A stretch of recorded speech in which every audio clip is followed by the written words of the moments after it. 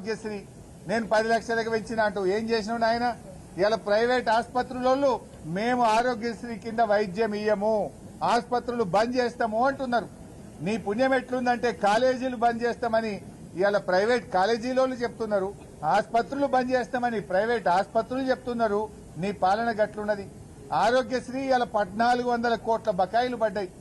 ఆరోగ్యశ్రీకి కేసీఆర్ గారు ప్రభుత్వం ఉండగా ఎప్పటికప్పుడు నిధులు ఇచ్చాం, మంచి వైద్యం అందించాం. కేసీఆర్ గారి హయాంలో ఆరోగ్యశ్రీ కింద 8,000 కోట్ల రూపాయల డబ్బులు ఇచ్చాం. సీఎం రిలీఫ్ ఫండ్ కింద 3,000 కోట్లు ఇచ్చాం.